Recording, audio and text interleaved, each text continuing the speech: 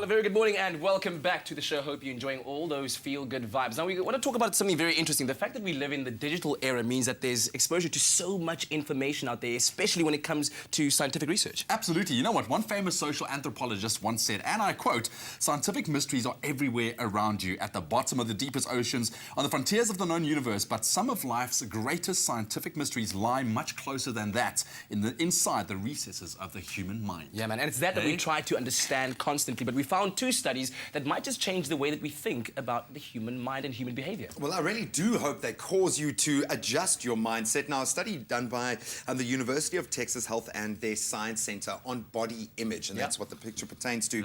They followed young people aged between 11 and 17, and they wanted to look at the link between a person's self-image and what they actually turn out to become. Wow. So now they found that that those that thought of themselves as overweight were more likely to actually become overweight within a year. Within females, 3 times as likely. So the bottom line is you are, or at least you will become, what you think you are. What you think you are. One of like the teen commandments that my mom gave to me when I was young. And it's very true. So what it you think rings you true. Are. It all starts in the mind, then translates to the body. Now, this one obviously was going to, I think, leave people hot under the collar.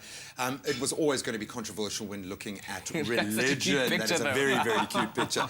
And this one found that children in religious households were found to be a little bit meaner than kids that came from households that weren't dominant within religion. Now, granted, they did use a rather small sample size. They experimented with 1,170 children, and they used a couple of tests. The first was a sticker test, and they gave a bunch of stickers to kids. Some of them would have, some didn't have. And they found that children that didn't come from religious households shared their stickers more readily. They then did another test looking at certain situations, okay?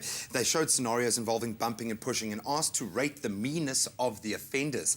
And they found that the religious children judged them more harshly, endorsed harsher punishment. So obviously this does fly in the face of, I think, the common sense and popular assumption that a child in a religious-run household is going to be more empathetic or more altruistic. There is still a very important role for the parent to play in what example they are setting for those children. Don't expect religion to fill in all those gaps. Absolutely. Very interesting. I don't think religion can dictate whether or not you're going to be a kind human being one day or not. You know, it can play a role maybe, but I don't think it's a definite. Yeah, man. Interesting all right, stuff. so we want to put it out there to you. Do you think religion makes you kinder on a very religious day today? We'd love to hear from you. You can let us know on our Twitter feed, and you can use the hashtag @Expresso Show. And remember, the power is in the mind, what you think you are. I've always thought of myself as a kind of a sexy theist. Anyway, right now let's catch up with the news. Hello, Zoe.